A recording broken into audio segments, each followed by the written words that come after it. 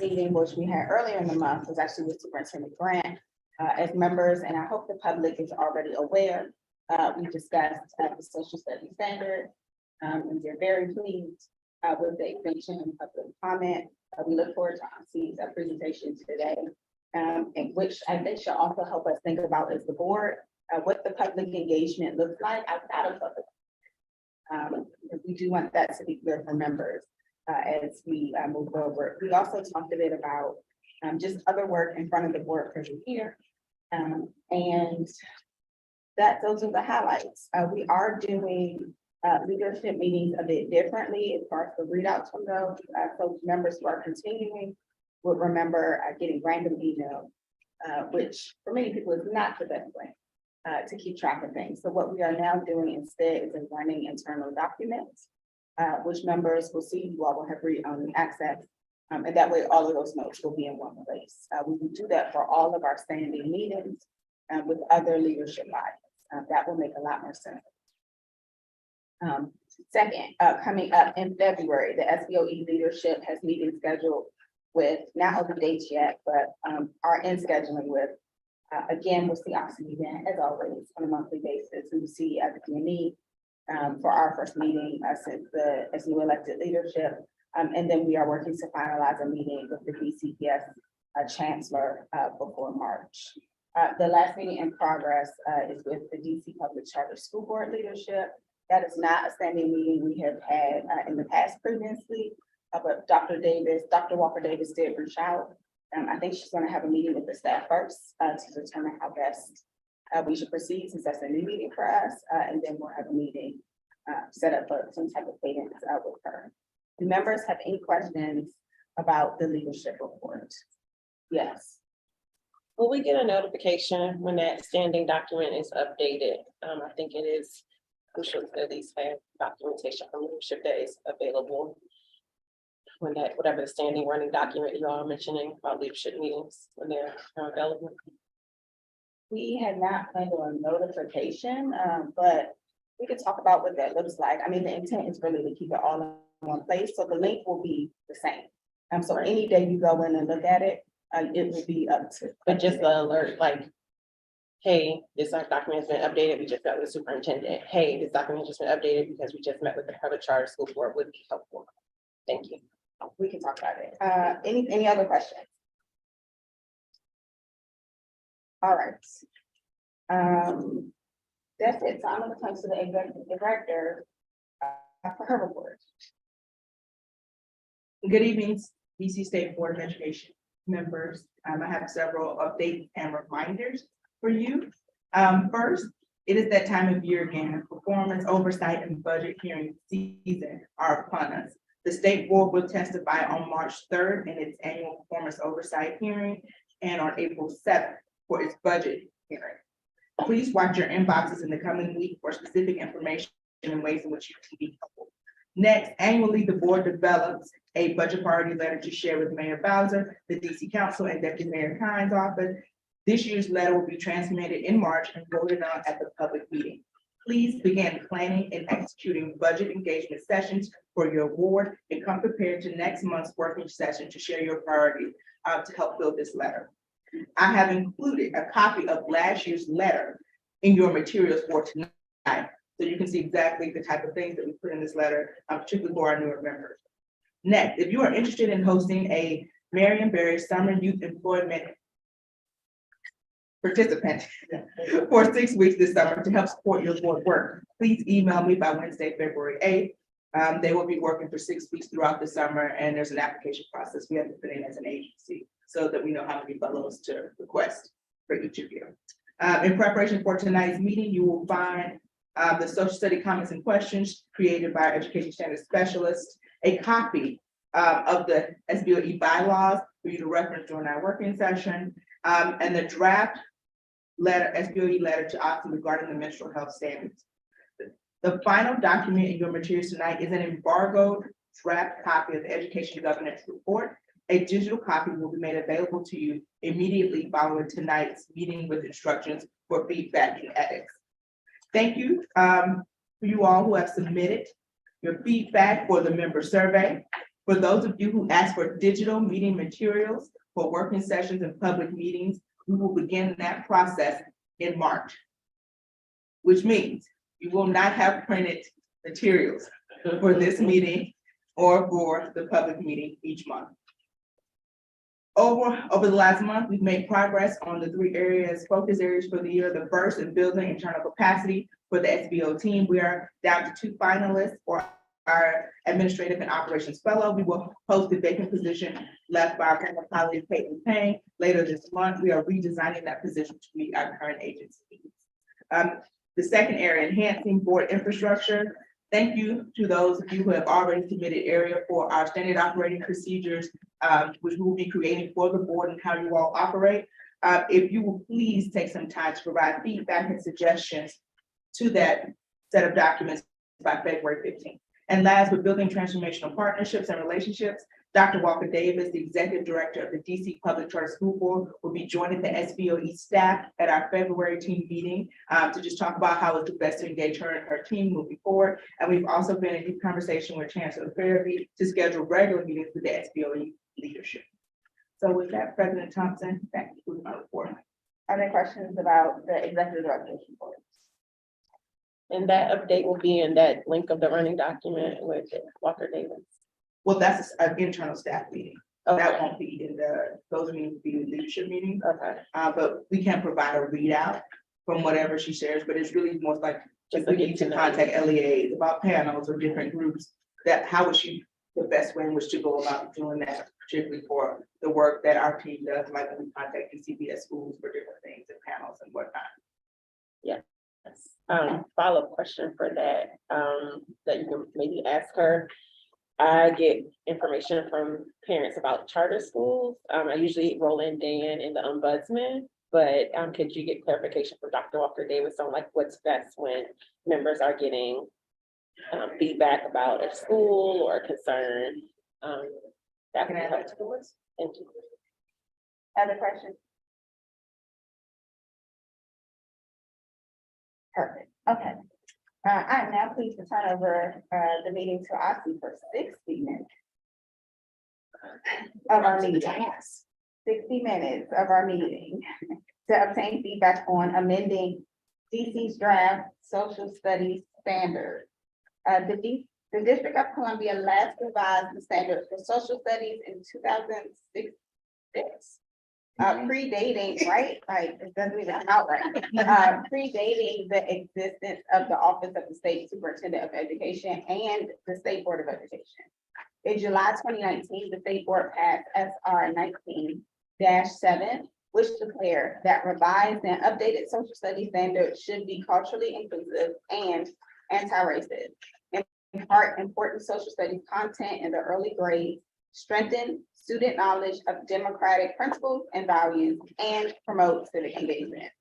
I will now turn to Assistant Superintendent Elizabeth Ross, Instructional Systems Specialist, Madison Cancer, Training Administrator Celia Cattleson, Chief of Staff Justin Tooley, and Deputy Chief of Staff Andrew Gall, to provide additional background information, describe the revision process, explanation of major changes, provide a summary of public comments received to date, and share next steps and a timeline for implementation, which is why we have this. Thank you. Oh, shoot. Well, thank you for having us again.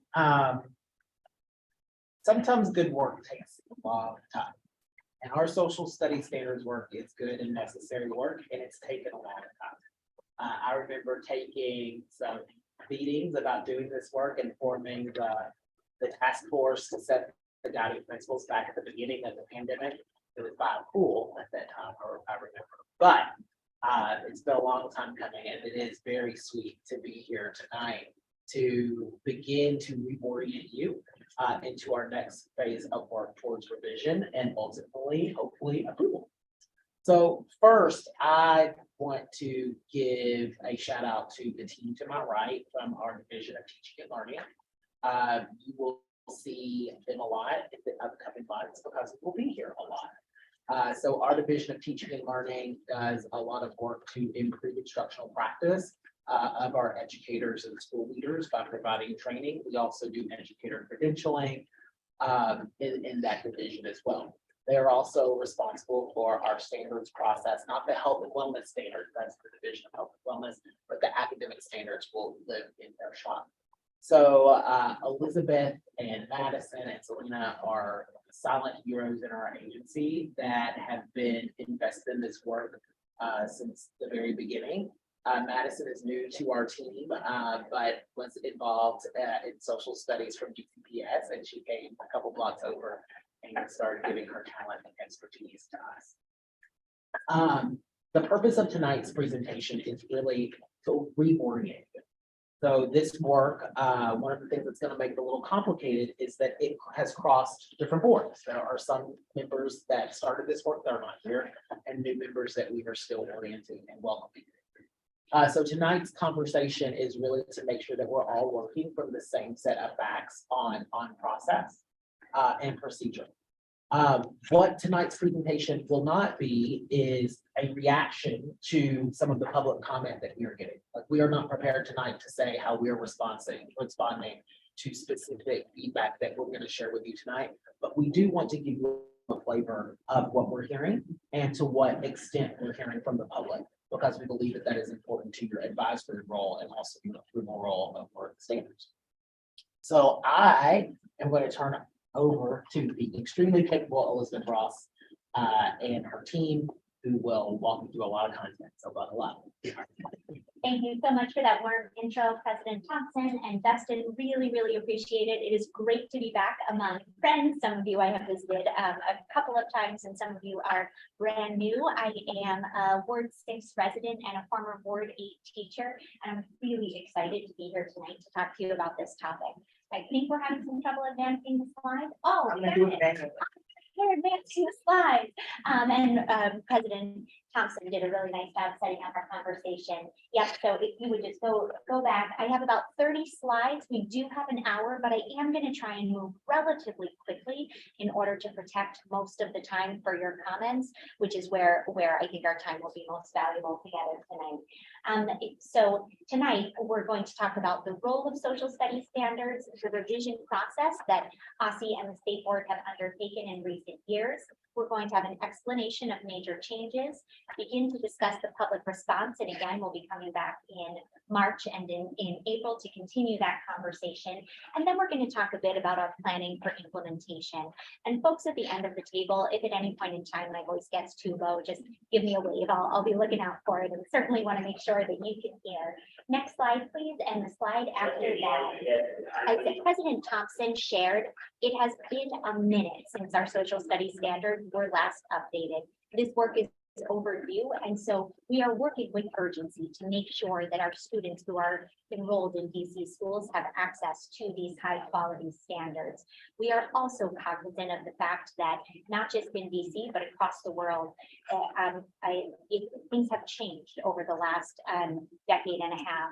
And we want to be sure that the standards that we are using are preparing our students not only to succeed today, but also with the skills, the competencies, and the content they will need to succeed in the future. We are moving towards implementation in the 24-25 school year, and excited to get to a final adopted set of standards this spring so that we have sufficient time to work closely with PC educators and LEAs to prepare for implementation. We are well aware that standards make a difference only when they are well implemented in classrooms. And so we are planning to spend significant time and resources on preparation for implementation and then implementation support. Next slide, please. As we move forward, I just want to make sure that I'm grounding this conversation in what learning standards are and what learning standards are not. Learning standards establish minimum expectations for the information that students should master at each grade level. The shorthand way of thinking about this is what students should know and be able to do at each grade level. They are not, however, an exhaustive list of content that students must know. Instead, they establish expectations for how students will build and develop knowledge. Standards are a tool that are used by our local educational agencies to establish the scope and the sequences for learning. They help drive lesson planning and unit planning and support teachers in delivering effective content and learning experiences for their students. Next slide, please, and the slide after that. Now I'm going to give a brief overview of the revision process. With the State Board of Education, OSSE began the process for revising the social studies standards in 2020. And I want to call your language again, or call your attention again, excuse me, to language that President Thompson shared earlier. It's our goal that these standards are culturally inclusive and anti-racist, that they impart important social studies content in the early grades, that they strengthen student knowledge of democratic principles and values, and promote civic engagement. Next slide, please. Before revisions on the standards began, SBOE convened an advisory committee with social studies stakeholders across the district. This committee is known as the Social Studies Standards Advisory Committee, or the SISAC for short.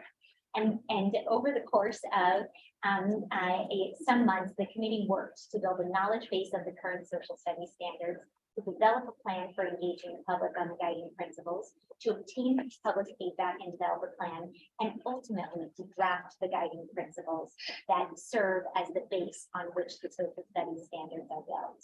Next slide, please. The Technical Writing Committee is a group of 30 educators that convened in order to write the standards themselves. In between February of 2021 and November of 2022, this group drafted initial standards, assessed the extent to which those standards comported with the SISAC's guiding principles, engaged in a continuous process of revision, editing, and refining, engaged social studies experts to review the standards, and issued those revised standards to OSSE for review. Next slide, please.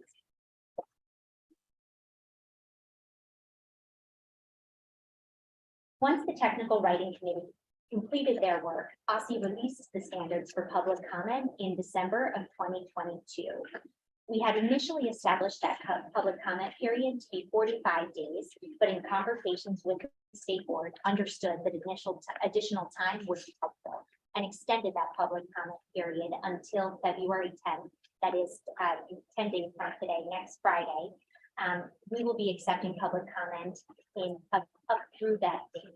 We have also recently undertaken the process of translating the social studies standards into Spanish. We understand that there are members of the Spanish language community that are specifically interested in commenting on those standards, and anticipate posting a Spanish language version of the standards on our website this Friday, February 3rd. Next slide, please. When public comment closes on February 10th, we will begin the process of reviewing and incorporating public feedback. We anticipate bringing to the State Board a final report with an overview of that feedback. We anticipate that report will include an analysis of survey response data. Many public commenters have been submitting responses through a survey that allows us to easily collect analytics, including, for example, what ward those individuals may reside in, and or if they represent a specific demographic group, such as an educator or an individual who works at an institution of higher education, such as one of our DC universities. We will present that summary of changes to the State Board, and then we will use it to make changes to a final set of standards that we will further present to the State Board for adoption in spring 2023. We're working hard to get to adoption this spring in order to allow sufficient time to work with educators and with LEAs on implementation support. We understand, based on feedback both that we've gotten from the TWC, the Technical Writing Committee that drafted the standards, but also from the public in response to the standards, that implementing these standards is going to be a worthy but significant lift for our DC educators and LEAs. So we really do want to protect time for that effort. So one thing, if I could add just for additional context for new members and maybe even some of the old members, because on pretty big packages, like social studies is a very large package, much bigger than our administration favors were. We found over the years that having this process to where we can take public comment, organize it, synthesize it, and come back and say, this is what we heard, this is what we'll do, has been pretty helpful in sort of our work together. That's what we did with the SS state plan, the very first one that we had to implement, which was a long, significant undertaking. And then also the initial release of the school report card and what data elements. So we believe that this is one of the a large policy package that will be bringing out more of a synthesis of what will occur to help facilitate the conversations and further. Thanks, Justin. Finally, in the 24-25 school year, we anticipate full implementation by the DC LEAs and will continue to support LEAs in implementing these new standards well. Now I'll talk a bit about what is included in the new standards, comparing and contrasting between the current standards, those 2006 standards. Next slide, please. In response to the guiding principles, the current draft of standards includes some pretty significant shifts from 2006. Among the most important shifts are the inclusion of a new action civics course for all 8th grade students. Standards that directly address the complex history of racism locally and globally, and to focus on media literacy and social studies skills. Over the next half dozen slides, I will provide a more detailed overview of what this means by specific grade bands. Next slide, please. Among significant changes in elementary is a large shift in grade 2 with the introduction of ancient civilization. The goal of including ancient civilizations in grade 2 is to ensure that students are encountering powerful stories of women and people of color from across the globe before they begin to learn about individuals through a lens of oppression or inequality, including civilizations that developed in China or the Americas and East Africa. There are also new standards in the early elementary grades that incorporate environmental literacy. These standards were written to ensure educators include histories about diverse communities and celebrate multiple perspectives of communities. Next slide, please. In upper elementary, grades 3 through 5, the course focus remains largely the same. However, the lens of grade 4 has widened to include more inclusive understanding of American history and the histories of indigenous nations prior to 1492, with specific attention to disrupting the notion that the Americas were an uncultivated wilderness prior to European contact. Grade 5 has also shifted from a survey course in American history to a more thematic evaluation of important moments in American history. All courses include specific standards that call for diverse representation in the source canon and ensure events are evaluated from multiple perspectives and understandings. Next slide, please. In the secondary grades, specifically in those middle school grades, we have moved ancient history to grade 2 and high school to world history in order to enable room for that year-long action civics course in 8th grade. This course will ask students to evaluate global, federal, and local government philosophies, as well as functions, and evaluate different methods for effecting change. Prior to this revision, DC students took 1 semester of civics in grade 12. To provide students with context for action civics, U.S. History 1 has been shifted to grade 7, so that students will study the context and the philosophy of the founding of the U.S. government in grade 7 before evaluating the structure and functions of government in grade 8. We are really excited about the introduction of media literacy as a specific unit of study within our Action Civics course. Action Civics also provides global, national, and local perspectives of current issues so that students can contextualize different policy questions. Additionally, the grade 6 standards now include a more global study of geography and enable LEAs the flexibility to choose reading case studies for in-depth geography investigations. In the next slide, I'll talk a bit about the shifts that we've made in high school. The course sequences for grades 9 through 12 have now changed. However, the language in the standards has been updated to allow for in-depth coverage of major historical events and incorporate a wider diversity of historical perspectives. Notably, World History 1 now includes ancient civilizations, and U.S. history now begins with Reconstruction, so that students can better understand the legacy of a crucial era in American history. All courses at the high school level include increased rigor with verbs that ask students to actively analyze and evaluate historical events, including evidence, rather than simply identifying events and people from the past. We are working hard to move away from the conception of social studies as heroes and holidays to actually get to a place of where social studies serves to provide students with both windows and mirrors. I have also included some specific examples of changes between the 2006 standards and the revised standards.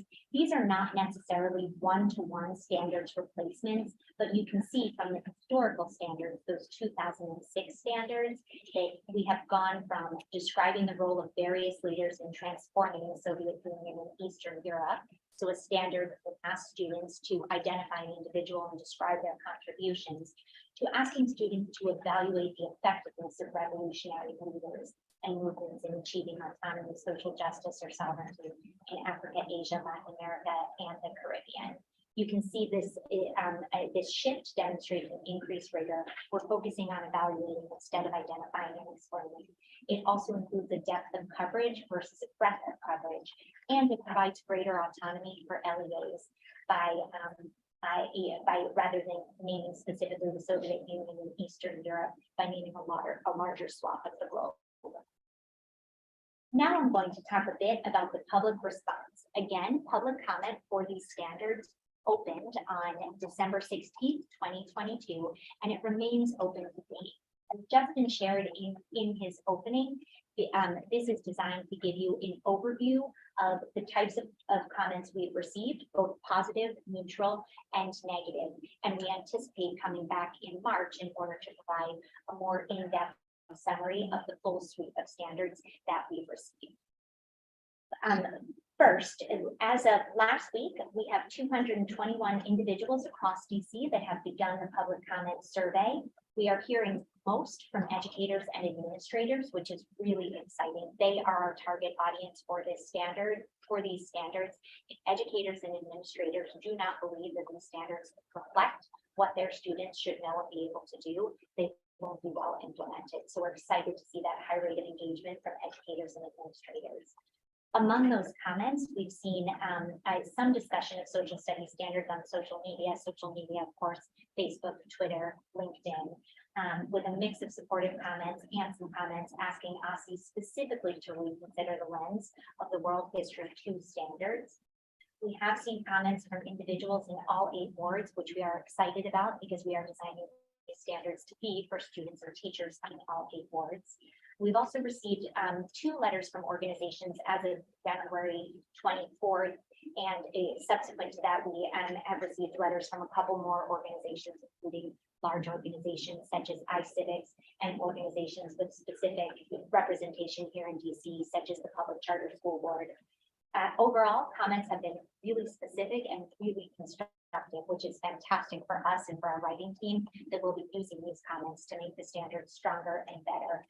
We've had a majority of comments focused on the support that OSCE will provide for implementation, which again provides us with reassurance that the time that we're devoting to implementation is appropriate. We know that it's something that our LEAs and educators want to do.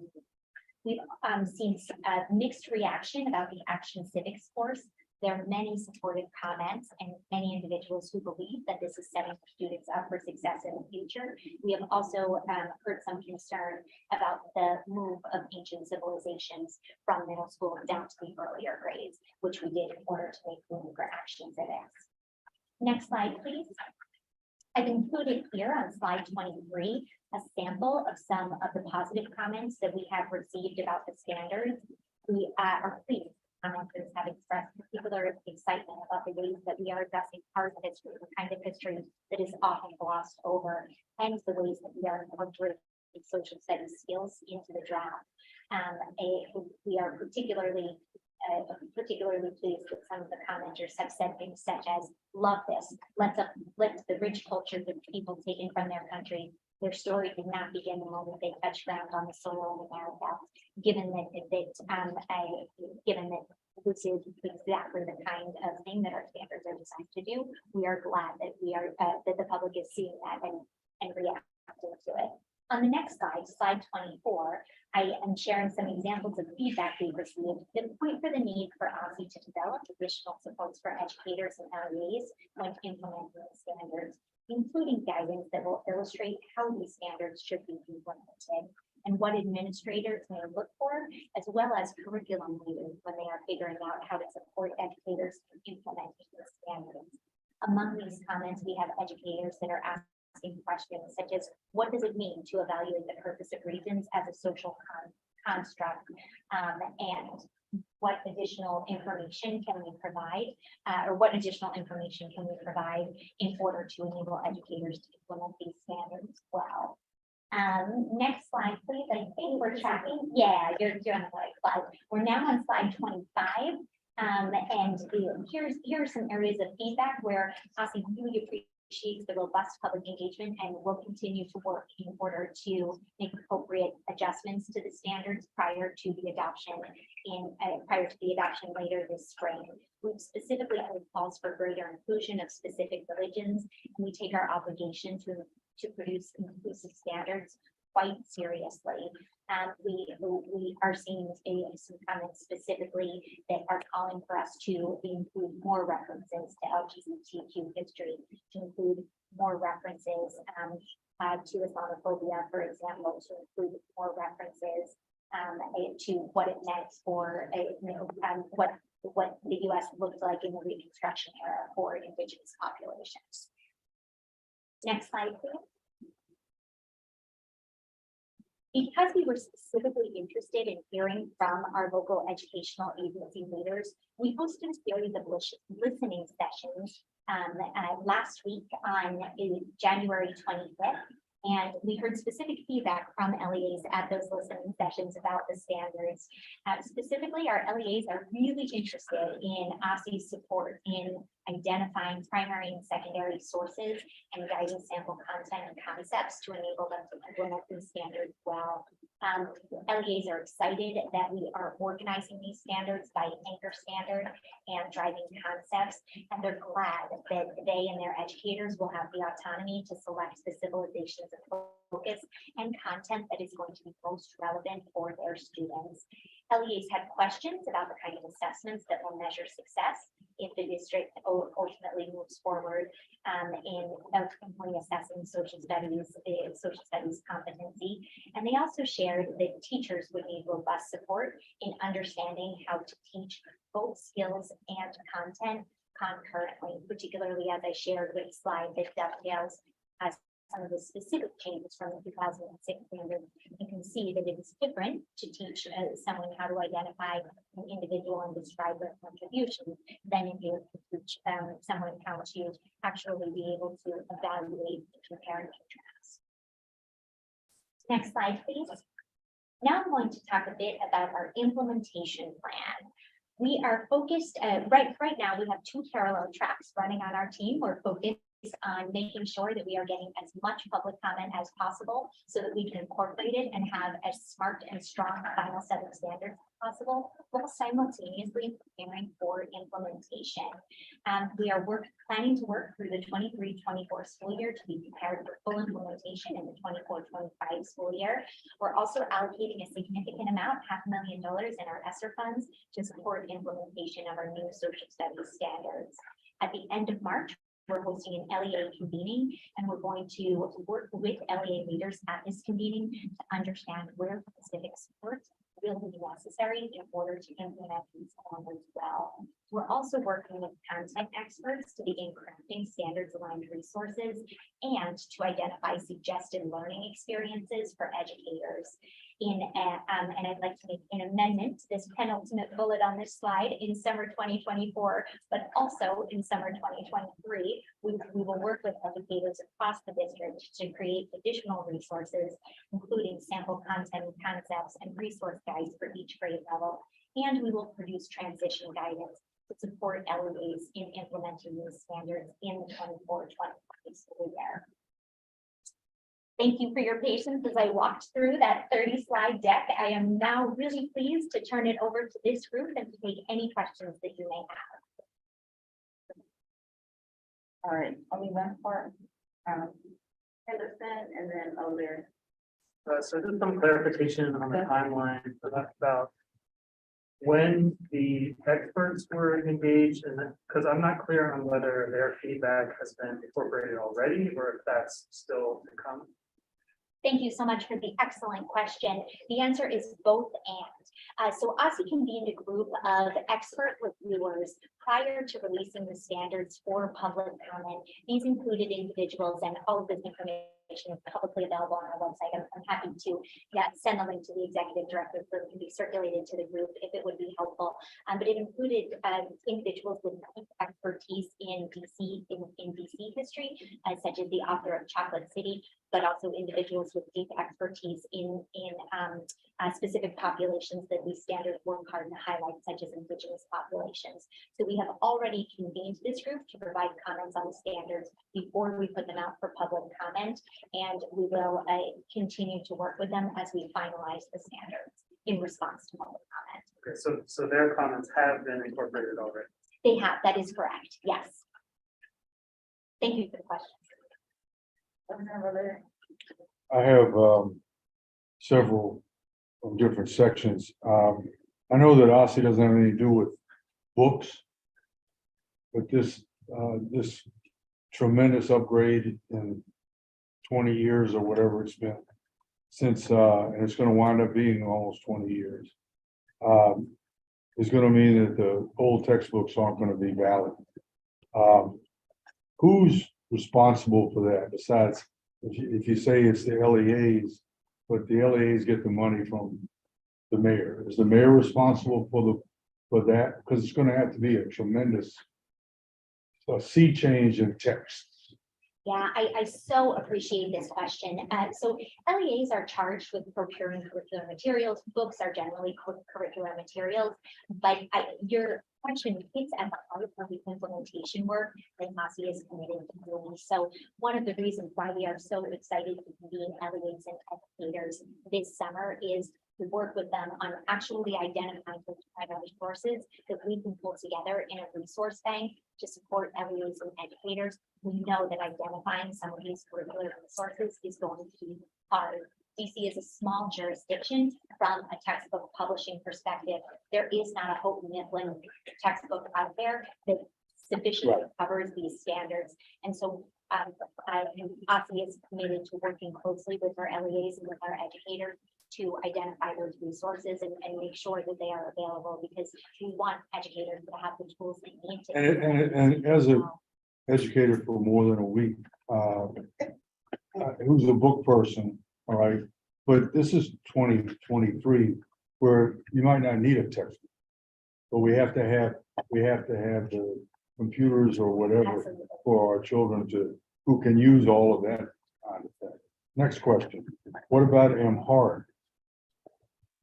What's your question would we be willing to You were saying you're going to put out stuff in Spanish Yep. next week.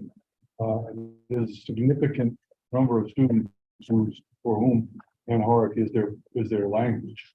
And I think it would be important to look at that.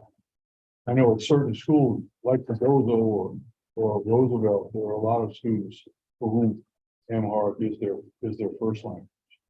Thank you for the excellent question. We are committed to making the final copy of the published standards available in English, in Spanish, and in any other language for which there is demand from either a community or from an LEA. We want these standards to be transparent and be accessible. So we are certainly not trying to limit the languages that we make these standards available in. To date, the only translation that we have underway is Spanish translation, but I'm happy to work with my team and take a look at the timeline for getting an Amharic translation. Great, thanks. Next question has to do with page 17, where it talks about the differences in the whole standard. And all I can think about is Congress.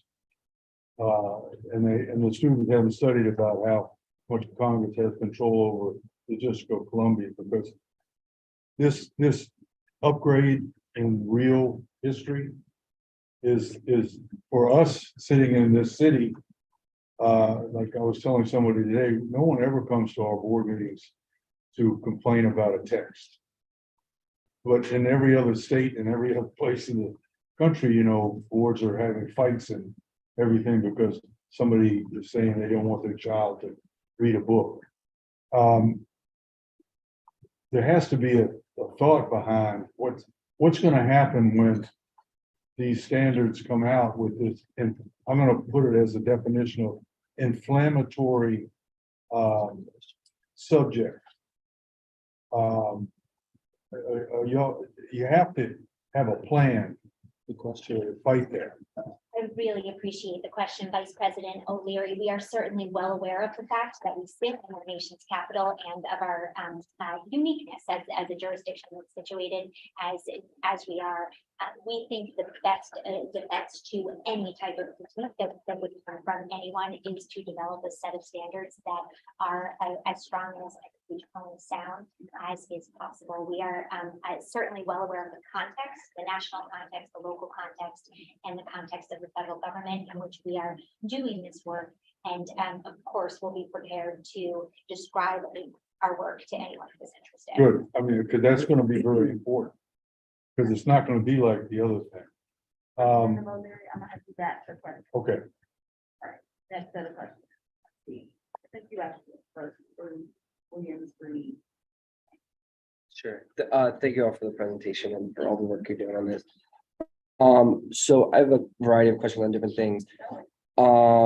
So the plan for feedback right now with the deadline closing for public comment, after that, will there still be multiple iterations of revision, or is it a one-time iteration? Like, when do you plan to like finally, say like, this is what we're giving the board for approval type of thing?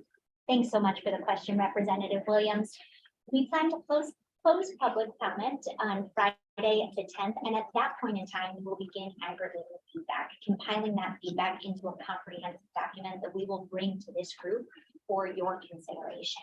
Following that point in time, we anticipate that there may be additional questions, comments from this group, the group that is actually charged with adopting those standards. And we're committed to working with you in order to make sure that the final set of standards hew as closely to CISAC's guiding principles as possible, which is really the grounding document for all of this work. We don't anticipate opening it back up for another round of public comment, but we do anticipate working closely with you and with your colleagues on the state board in order to get a strong set of final standards. So if we're hearing additional concerns from constituents or, from educators, like, will there be a possibility for continued revision even after like that, once we're just engaging between the state board and your team? As representatives of constituents, we are always excited to hear from you, not only based on your expertise, but also as conduits of the information that you're hearing from your constituents. So we don't anticipate opening back up the public comment period to hear directly from the public, but we will be very interested in continued engagement and feedback from this group, which certainly may include feedback that you have, individually as you evaluate the standards, but also that you're hearing from your communities and that you represent. A point of clarification, we'll go to the next question. So OSCE's public comment is their public comment. It's stuff that goes to OSCE. We also, as representatives, can collect information, and then essentially we have a negotiation back and forth. So they will come to us at working sessions. We do not have a firm timeline because we're not like scheduled this for a vote, but we can expect iterations to be in front of the board at working sessions where we will then say, here is what we're hearing, here's what we would like to see, here's all the things. So I do not want to confuse public engagement with OSCE's public comment period. I think that's important to say both for members and for the public. That is a longer runway. So I don't know. Yeah, no, thank you for the clarification. And we've had that conversation with the superintendent as well. So I know Justin stepped out, but I was helping Justin from being able to say that. Gotcha. In terms of the assessments, how are you considering what you'll roll out? Obviously I represent Ward 1 on the board. I'm also a classroom teacher. I've taught middle school in the districts for social studies, and I'm currently teaching 12th grade. You can roll out all the standards you want. If you don't have a way of assessing it and measuring what kids know, then it's not that great. So I'm just kind of considering, like, are we looking at grade level assessments? Are we looking at grade band assessments? What's the plan for assessments? Thank you so much for the excellent question. I really appreciate it. It's one that is certainly on our minds as well. Right now, we are laser focused on doing two things. The first of which is ensuring that we are incorporating feedback that we receive from the public and developing a set of standards that is as strong as possible for final adoption by the board. The second, which is preparing for implementation. We know as part of implementation that we not only will we need to provide curricular supports to LEAs and to educators, but also that we may need to provide supports around how they are assessing the extent to which students are students are competent in the standards, have actually learned the content and the knowledge and skills that are included in those standards. Just as there is not a textbook, there's not a whole, a sort of curriculum that aligns to these standards. There's also not an assessment that aligns to these standards, but we do intend to pay careful attention to implementation, and as part of that, continue to support it beyond the 2025 school year. In terms of what that in terms of what those implementation supports, what form those implementation supports may take. A number of different things. The other piece that we will be paying careful attention to as part of this is the extent to which high quality instruction and high quality instructional materials in social studies are actually serving as a catalyst to drive increased student proficiency and literacy. We are very compelled by the research which demonstrates that a consistent access to high quality instruction and literacy and social studies curriculum materials actually drives improvements in literacy. So all of which is to say today, I don't have that plan for you, but it is certainly something we are particularly as we move towards implementation of 24-25, and it's a conversation we're excited to. I have a couple follow-up, but can I ask one more question? Is it a follow-up question or a different question? It's a different question. You be The with magic me. number is like 2 to 3. I believe I had Representative Reed Yes. back. That is good to hear that the engagement will continue, and I'm excited to hear about that relationship, because I feel like maybe it's just me, but historically it felt like it would end then, and then you have to keep moving. So it's good to hear that engagement will continue. And I know the board mentioned possibly doing like a larger engagement to get members to hear more from community. So it's good to hear that we could possibly be back at the table again. So love that. I know you don't want to get too much into engagement, but I do have one lingering question about about engagement. What's going to be available for Spanish speakers on Friday? Is it going to be the standards or that survey? So the survey is the standards broken down into component parts. What we are translating for Spanish speakers is the full set of standards. So it is identical content to the standards. And then we are accepting, and we will be announcing this via social media and an update on our website in Spanish, that we will be accepting comments in Spanish language, either via the survey or via, we have an email box. My worry or thing that I would like to raise is, or want to hear responses, that gives a population only a week of access to the document. So I'm curious about how OSCE would be entertained, that given that the English people who had access had since around the holidays to now, there are folks who only have a week. So book up that. The two questions that I do have about the content of the standard. One is, could you give example? We did hear testimony about the standard or the new draft being Eurocentric, and could you give examples of how the standards have? Here you say major shift is less Eurocentric, so we heard that it still can maintain. So do you give examples of like how that standard has shifted from or to being less Eurocentric? And the last question, which actually Representative Williams might be able to help me with, is that the world history is more aligned with AP history content. I was just curious, is that appropriate? Because I know the last time the question was AP kind of has its own thing going on. So I was just curious about that whole AP, or maybe just his world history crossover. So I think that's all those are my two questions about content. Thank you so much for the excellent questions. What I'd actually like to do, rather than commenting on a specific response to an individual comment, is to bring all of that back to you in March so that we can consider in context all of the contents that we receive in changes that we're contemplating making in response to those. I, again, just want to reiterate that the public comment period is still open. And so I don't want to put us in a position where we seem to be, putting our finger on our thumb on the scale of moving in a certain direction in response to any comments, because we wouldn't want to say anything that would preclude anyone who might be listening, who might be interested in commenting. So March brings us to updated standards based on public comments, which you're gonna bring back to. In March, we anticipate bringing back to you a summary of the public comments that we have received, and as well as shifts that we would anticipate making as a result of those comments for your consideration, conversation, discussion. And then, I know that there's definitely interest in this group as well as on OSSE in hearing feedback, from this group directly and from this group on behalf of your constituents. Representative Chang, and then I see Representative Beth. Thank you. And then I'm going back into the, did I get you already? Okay, so I'm going back into the queue. After that. Elizabeth, thank you. I think you raised this in your summary, but would you remind me, what are you spending the most time working on right now on the OSSE team? And how could we be most helpful? Thank you for that excellent question, Representative Chang. Each division head at OSSE would answer that question differently. For us on our division of teaching and learning, we are obsessed with figuring out how we can continue to provide our educators and our LEAs with the support that they need to drive academic improvements. I spoke to this group in the fall, slightly different combination of state board representatives about some of our results from the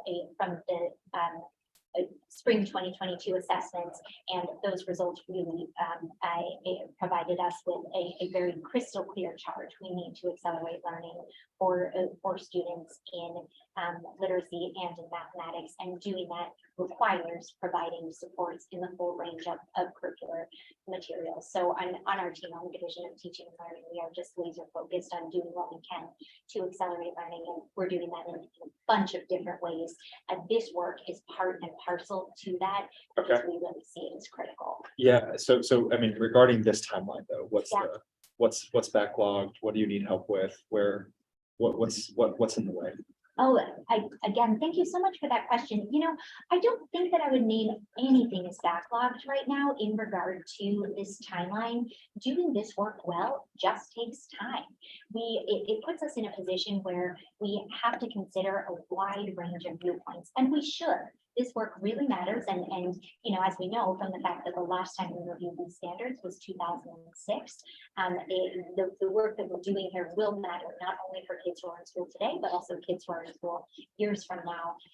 And so, I think we continue to appreciate the engagement of this group. Any work that you can do to elevate these standards, this public comment opportunity among your constituents is really helpful to us. We are so proud of the standards, and we also know that they are going to be so much better and so much smarter with the input of the talent in this city. And given what you're saying about how I get that, right? There's a lot of work, and almost it's never ending work. So if you had another staff person, if you had more time, what additional work would need it? Where would you invest that?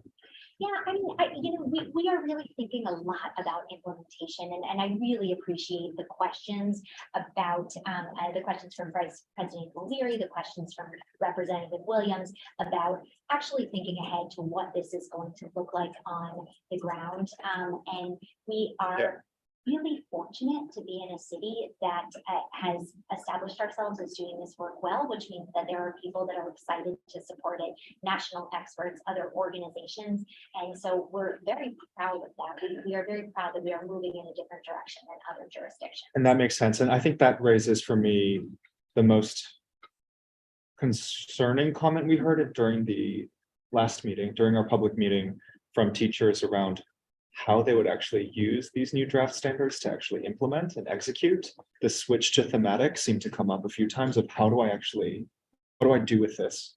And how do I actually implement this in my day-to-day? And these standards grade by grade don't seem to be woven together in a way that connects, was the other piece that I heard, right, from our last. And those feel like things that your team is uniquely qualified to help resolve and clear up, right? So, and I can see how that piece of the work is endless, actually, right? So at once acknowledging how difficult that task is and really hoping that that's something that you all can prioritize. Yeah, thank you so much, Representative Chang. I will say on our OSSI team, and I do not want to embarrass him, but we hired a social studies specialist this fall specifically to prioritize this work. That's not something that OSSI had previously. And having Madison on our team has been a game changer in terms of enabling us to have someone who is laser focused on this work. And so we are confident that we are well positioned to do that work well. And I will say this question about vertical alignment, the thematic weave across grade bands is critical. We want these standards to work as well for a student in second grade as they work for a student in fourth grade. And we know that if a student doesn't get these knowledge, the knowledge and skills required in the second grade, they won't be able to then build on that when they get to fourth grade, sixth grade, eighth grade. So we are definitely focused on that and really paying careful attention to the comments that we have received across the board. Great, and to me, that's just, if we can't figure out how teachers actually use it, then most of it doesn't quite matter, right? So. We agree. Okay. Implementation is the whole ballgame. It's a good time to welcome Madison. I want to go to Representative Beth. Great. So first off, thank you all for being here. Since we're talking about implementation, I know Representative Williams was sharing this earlier. Given the shift to include action civics, have you considered using or partnering with organizations such as like Make for Challenge, DC, to give teachers a complete, coherent action civics curriculum? We are considering partnering with all sorts of organizations. You're talking about on the implementation side to develop implementation and curricular resources and materials, where I'm not ready to talk tonight about exactly what those materials are going to look like. Again, we're doing this work on two parallel tracks and want to make sure that we're giving full faith and credit to the standards adoption finalization process. And so we want to make sure that our implementation plans are flagging that standards final adoption process. But we are so lucky to be in a city that is flush with resources, home to a lot of phenomenal organizations who are excited to lead it. And thank you so much. And so my last one, because we only get two. Okay. First, as I look at the documents that you've shared, I can really tell the intentionality behind it. But also with that said, it's really hard to understand if you haven't developed curriculum or if you're not an instructor. As we are in the public comment section and, we're starting to engage our community over this work, I was just wondering, do you all have other materials that makes it easier for the typical, resident to break down this information so it's easier for them to digest? I love that question. I think our social studies standards homepage on our OSSI website does a little bit of that work, just highlighting some key components of it. But honestly, I think it's the guiding principles document that I would point constituents to. And then for a constituent who has children enrolled in a school, it's that grade band. What is it that their child is learning now? And then taking a look at how that might compare and contrast to the updated social studies standards guideline, the updated social studies standards draft. I think that's one really nice way to ground it and to help focus someone who may not have specific expertise in social studies, but has a deep investment in making sure that OSSI and DC does this work well. And if you have any specific constituent asking, you have access to the PowerPoint, and this actually is like a sort of a simple way to show some of those thematic changes as well. Thank you. Okay. I'm about to go back to the computer. I have two questions before I do.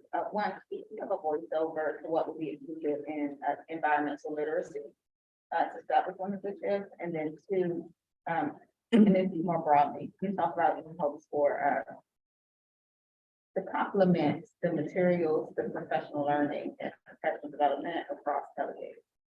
Thank you so much. I'm going to answer both of these at a relatively high level. I don't want to get too much into specifics around specific content before we can analyze and bring back all of the feedback. But with environmental literacy, I think it is non-controversial to say that our understanding of what we as citizens of the world need to do in order to protect and preserve our environment has changed significantly over the last decade and a half. And we work hard to make sure that these standards include that. Where we're hearing some specific feedback is that there may be opportunities to include more of that, and we're paying careful attention to that because we do know that that not only is one of the areas that has changed significantly over the last 15 years, but is also likely to continue to be a need for DC residents to engage in future years. And then your second question was around curricular supports. And there, what we're really thinking about is tapping into the deep expertise that we have in DC among our PK-12 educators and also leveraging our institutions of higher education. We benefit from having a couple of world-class universities here in DC that have deep knowledge in some of the areas that both deep knowledge in their programs of education, but also deep knowledge in their core teaching faculty. So really working closely with them in order to make sure that we're doing a couple of things. The first of which is identifying sources. Our standards call in particular for students to be engaging earlier and more often with primary sources. And we know that if someone doesn't have deep history and it doesn't have specific training in identifying those sources, it can be tough. I mean, if you haven't spent a lot of time on just identifying those sources, it can be tough. So we're working to pull together resources in that space and then to build out the supports. How will you use these primary sources? How would they fit into a scope and sequence? In terms of the format that this support will take, we're planning to bring together educators and LEAs and convenings, and then to provide ongoing support through communities. This and we imagine that support may take will be most intensive this spring, summer throughout the 23-24 school year into the 24-25 school year. And then at that point in time, we'll do do an assessment and evaluation of the types of supports that our LEAs and educators need. All right, thank you. Back at all right, since there are no going into the second round, I have in this order, Representative O'Leary, Representative Williams, Representative Henderson. Is there anyone else? Representative Reed. All right. Okay. On March 28th, Yes, will we be invited to that?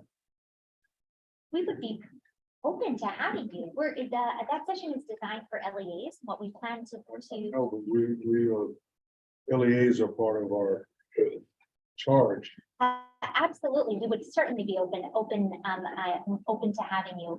We are trying to we would not be open to expanding that beyond members of the state board, because we really do want it to be a safe space for us to work with LEAs and understand what their needs are as we look at this standard. So it's also, we are designing it as an in-person event, and so there will be some space constraints. Yeah, the reason I ask is that since we are going to be evaluating whether to vote for it or not, it would be very helpful to listen to the LEAs and what their needs are, and what they think. I just thought I'd brought it. Yeah, I really appreciate that suggestion. It's not something that we've contemplated, but we certainly want this group, the state board, to have as much information as possible about these standards in order to make a final decision. Thanks. Oh, on one next time, Representative Williams. Sure, yeah. I do want to come back to the plan for assessment, just to hear how you're thinking about assessment. So are you thinking about it in terms of unit plan assessments? Are you thinking about it in terms of course level assessments? Are you thinking about it in terms of grade band assessments? Teachers are going to want some ways of being able to know what students know. Yeah. So if there's no clear plan of that right now, that's deeply concerning. So when these standards are fully implemented in the 24-25 school year, we know that teachers are going to need assessment tools in order to understand what concepts and topics have students mastered, where do they need to circle back and spend more time, where do they need to do deeper scaffolding. And so teachers, I think we want to know this well, assess their students every day in all sorts of ways, right? Quick checks for understanding, unit plan assessment. At the statewide level, we are not contemplating that we would roll out something statewide in the 24-25 school year in that first year of implementation. Instead, we will really be focused on making sure that educators and LEAs have the tools that they need to implement this well. And so that will not include something like a statewide assessment in that first year implementation, but we'll be listening carefully in order to understand what would be useful in subsequent years. But in terms of the tools, what would be useful, like you have a concept band, right? Like in each of the grade levels. Will there be then an assessment for the concept band? Like if I'm teaching about a particular period in history or a particular theme, like, do you have a plan to roll out an assessment for a particular like area of content, even if it's not for a 12th grade school year or a DC history class but like for something specific? Yeah, thanks for that question. Again, in that first year of implementation, we're really going to be working with LEAs and working with teachers to ensure that they have the tools that they need to assess their students rather than doing something that is at the statewide level. But I really appreciate the question and the push to be as specific as possible when we are providing these supports and rolling this out, so that we can make sure that assessments are a tool that are designed to drive instruction. Assessments have many purposes, but one of those purposes, of course, is as a tool designed to drive instruction. And so we will certainly be sure that as part of our implementation supports, we're providing educators with the tools that they need to drive instructional decisions. Okay, and then I guess I just have one more question somewhere.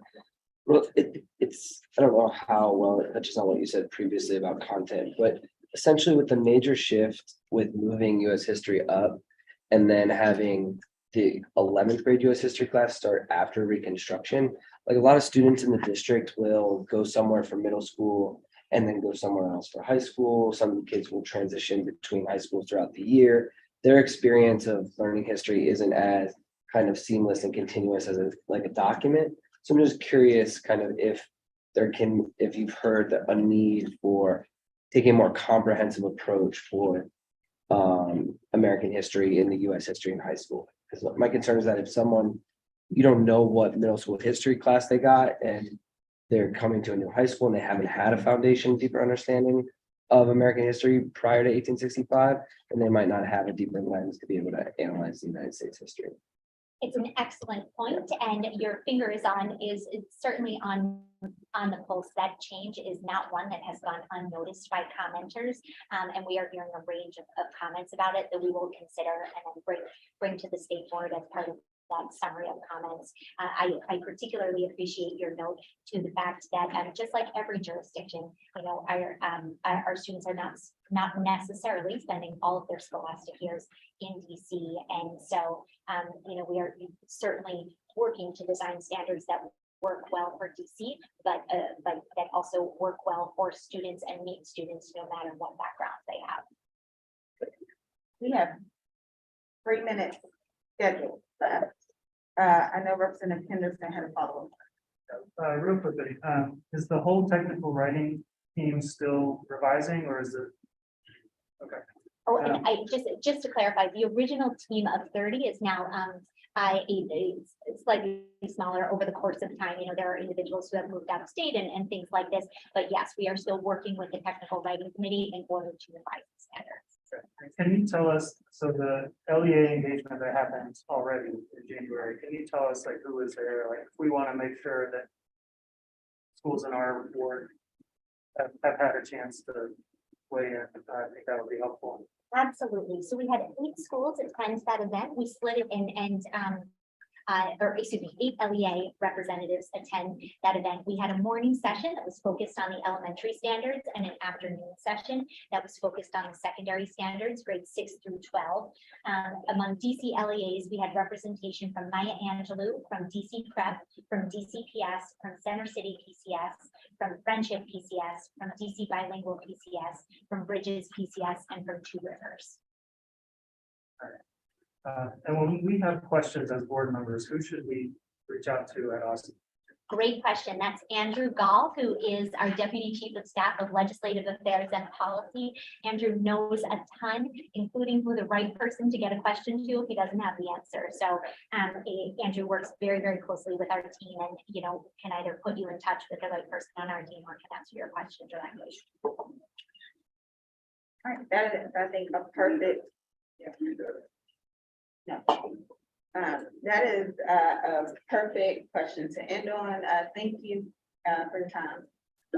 In this presentation, we will look forward to continuing this education standards-based discussion with you and work with you. And enjoy the rest of your evening. Thank you so much for the excellent questions and engagement. Really appreciate it and excited to continue the conversation. Thanks for coming.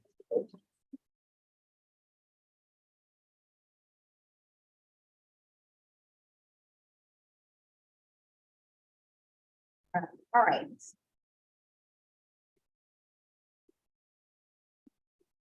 All right, so I'm gonna do two things. One is I'm gonna ask board members to shift down because the owl is down here to make it a bit easier for the public. Two, as we're doing that, this portion of the meeting of the State Board of Education will be closed to the public under the Open Meetings Act. Section B12, to train and develop members of the body and staff. I like to notify the viewing public that our live stream video will now be going black and the sound will be muted. We anticipate this closed portion of our agenda, members especially notes, to last 80 minutes. I will move to close the meeting at this time. That's for a second. Perfect. So moved. All right, the motion has been properly moved and seconded. We will vote on the motion to close the meeting. All in favor, please say aye. All opposed say no. All right, this meeting is now closed. If members want like 2 minutes to take a human break, I welcome that. Because we have an 80-minute conversation. Great, all right. There's no, this water.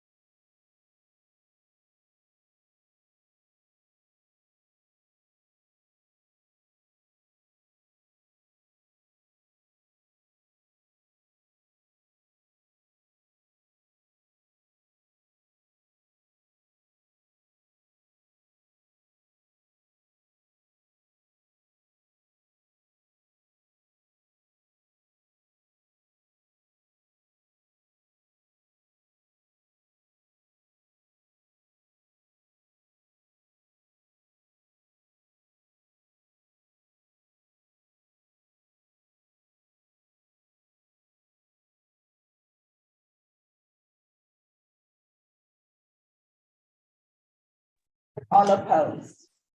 All right, the meeting is now open. All right, thank you all for that important discussion. The staff have been taking notes and will share our observations, action items, outstanding questions, and next steps. All right, at this time, I want to list the things that we have for new business that have been submitted, and then I'm going to ask if anyone has any other items based on our discussion today. We have SBOE standards engagement. We have menstrual health standards letter feedback, egg governance report update, healthy schools facilities panel, and then 2 ceremonial resolutions, one honoring the retirement and leadership of Willie Jackson, and the other will be on the committee appointments specific to administrative committee and bylaws.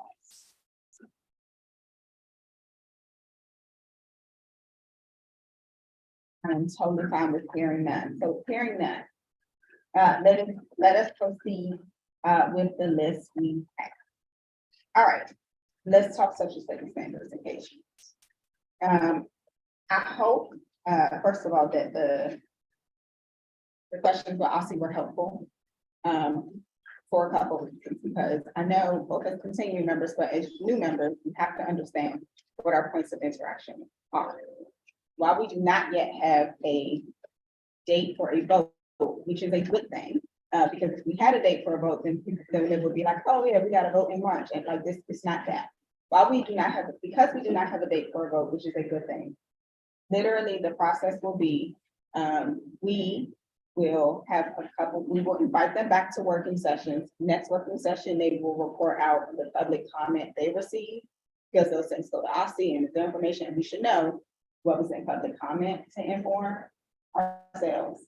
We will ask more questions, of course, of them. They will also share, again, the adjustments they're making to give us a sense of where we go with the draft. We will give feedback, right? Then there will at least be one other working session. So if you think about that, that means we're talking March, we're talking April, right, for engagement. I want to give people a sense, like what the time, like what the actual timeline for engagement is. Also, public comment period is for them to learn. The board, of course, in having that conversation, can do its own engagements to help inform us. But I want to again reiterate a million times, because I don't want people to feel like they have to have, like, February 10th is the table. It's not like this is the table and they will come back to us and just think, that is what it looks like. I know, and I know I have talked to Representative Best, Representative Best and Representative Reed. We're talking about working together to do a larger board engagement. A couple things about that. First, we need to make a decision as a board. Like, so if it was a letter, we would send you a letter, we put it in front of you, everybody will vote. Like, we would go on the record and say that's something we want to do, right? Second, we have to think about timing, staff capacity, and what works for the city. I just want to put on the record that one of our staff members' last day was yesterday. She is one of the key people who support communication and engagement. We also sometimes have members who have like emergencies and other things. So my guess is having things done in the way we want to do them, in the way we want to support February 7th is not a real thing. Yeah. That does not mean we can't have a conversation around what we do want to do. Yes, Okay. and the reason why I asked for this to be added to the agenda is because it is a board-wide conversation. So I raised during the public meeting of maybe we should do a board-wide engagement since we have people who were interested. There's a location selected. We were moving at the speed of light because we thought that the February 10th thing was like when engagement was going to stop. It is good to hear for everybody and not just as individual phone calls that was supposed to be like the thing that OSCE has some waiver. So I'm fine with, we were just kind of following through on what we have put out during a public meeting of having a full engagement. I'm okay with the school. We had one school who jumped out there, so they were happy to host us. we can cancel that. It's not the end of the world. But I just wanted that to be a conversation that we had as a board and not you calling me individually. So yes, we can cancel. I called you individually for a reason, and it's not any of the things that you just listed, and I'm also You not. left the gonna- message saying social studies I did, but engagement. there are some things within that that I wanted to discuss with you as an individual, so I'm still. Right, that Happy should to be discuss that. coming across as the board. No, some things are not. I would appreciate emails just for consistency. That's me. Carly, we could Thank schedule a conversation, but Yes, you can literally, answer my email. some things We'll are cancel the not. February 7th for public engagement. And we'll cancel the February 7th engagement, but we look for a citywide engagement around the social studies standards so that we can collectively get all of our communities' feedback to us. Thank Got you. it. No one disagrees with that. But some things I'm gonna repeat. Some things are not for public meeting, and that is okay. We are colleagues, and we can have conversations with one another. And we cannot lecture one another. Thank you. We can do that, all right? So we're gonna move forward with the engagement, right? We are also going to have conversations around, depending on the timelines we choose, what the capacity is of the staff and what members might have to take on to make that successful. Because we do not have the same capacity in those ways that we had last year. It's just true. I know that Representative O'Leary has some things he wanted to put on the table. I just wanted to mention that, last year when we had our engagement session at Eastern, I know a lot of the people in Ward 4 couldn't get to Eastern. And I felt the same way when I found out that it was gonna be at Thurgood Marshall. That I think that we need to have, not satellites, but other venues. In our, maybe put 2 wards together and have 4 different venues where we have engagement over this very important topic. But I just think that, we need to spread it out a little more, because I know that there are a lot of people in Ward 4 that don't even know what Thurgood Marshall is. I think, I'm sorry, Matt, Tony. Yeah. I think the beauty of all of this is that we're all representatives, right? And so while we can have an individual, you know, I don't see any issue or challenge around creating our own also for our representative boards. So for example, I had already communicated with Friendship earlier, Friendship Chamberlain in Ward 6 about doing one, but also would be open to supporting and collaborating with a larger one as well. And so I think that we have to, like, you know, just think back to, you know, the fact that we are representatives and we're getting this information, and our point is to make sure that we can share this information with our families and our communities. And so I just wanted to leave that there. Yeah, I'll just leave that. No, I agree. Yeah. So what I heard you say to me also was that you wanted to consider doing maybe 2 or maybe 3. But that's also something we will have to talk about, like, how do we do it, what, like, first, second, third? Where, who do we put together? Staff capacity goes. Right. So it's like, when do we pick staff capacity? And to that, I want to speak, All of those things. yeah, I want to speak to that point, because you just said that you lost the person in communication. A little bit louder. Yes. Yes, ma'am. Thank you. You said we lost the person. So typically, Caitlin Uh-huh, is the person who puts together flyers. right, Caitlin, that's baby for very signed her kudo, right? right. That's first. Uh-huh. Malio also supports Uh-huh. right? But Caitlin was doing a lot of that stuff, right? So then we can have a conversation about if we wanted to do more, members will have to lean in. So like when I talked And about that was we're my gonna point. invest. That he was my like, point, that's where I was going. all And I right, think that was well, the heart of, Yeah. it. That was the intent all around, because the first we're gonna try to do Van Ness. It was literally, if we thought that we were following up on public engagement, we were just saying it was Van Ness Elementary was kind of close. Yes, I get it, y'all, but it was just really because we thought that February 10th was the final deadline, but it was just who could pick up first. It just so happened to be Thurgood Marshall. They are metro accessible.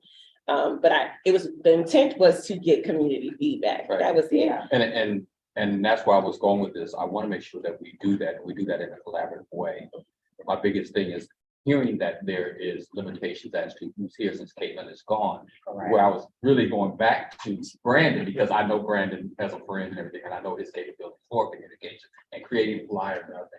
Was kind of saying, however we decide what it is, that Brandon can lean into those skill sets, because he has a skill set that is unique, and he can help staff and other folks or other members with whatever we decide to do. So Yeah, I'm open to it, but I just want to make sure that if Brandon is open to helping us because he has that skill set. We had. We had a conversation.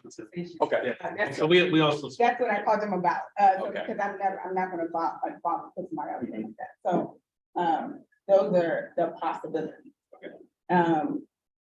We will follow up to say, all right, like, where do we want? Is it, which words do we put together? Hash out who can do what type of thing. And also see the other part of the conversation that I will put on the table is with OSSI. As far as like, what things are they developing and supporting as far as the engagement? Because there are materials that we're trying to lean on them to develop. Like, it's not an accident that there's an extension. It's not by accident that, right? And yes, those things also happen as they happen. But Were you about to say that? I saw Well- the mass motion. my sense was that they're not gonna do that. They're gonna translate. But Yeah, they redirected us to the guidelines, right? We will continue to be in conversation with OSSI, just like we were in conversation with OSSI about the last deadline. for public. And my takeaway from IC, which again, that's why I'm happy that that conversation was had at the board level, was that they are willing to, whatever we bring back to them from our engagement, they are going to entertain versus they're not. Now, I mean, personally, it's an issue with there's a certain group that only have the week, but they're still going to take back whatever we bring them from our continuing engagement, is my sense. Did I interpret that correctly? Well, that would be why we scheduled the conversation with OSSI, so the board knows what is happening. And I think she did say that she was gonna take feedback from us Yes, Correct. past February yes, 10th. that was my And that's interpretation. been reported. Correct. All right, so I'm gonna move us along to, if there's nothing else. Well, Well, I as far as think what will be helpful to wrap this up, particularly around the social studies engagement part, is like, what is anticipated in terms of next steps? Like, are we leaving this meeting and saying there's a commitment from the board to do an engagement and you'd like the staff to like help draft their plan? Or there's a subset of members gonna get together and draft a larger I'm plan? not going to assign that to you or the chef. What I think is helpful is to circulate, first of all, the agenda that works best, put together. And get some feedback. We can do some of that online, from via email. And then we can say, all right, that is what you, I'm not trying to put it all on you. Okay. Anything else? And when should I have that? I thought I already did. No, it does, but I just, Can you just- everyone. can you Send it by, yeah, can you send it to everyone, by the end of the week? We'll do.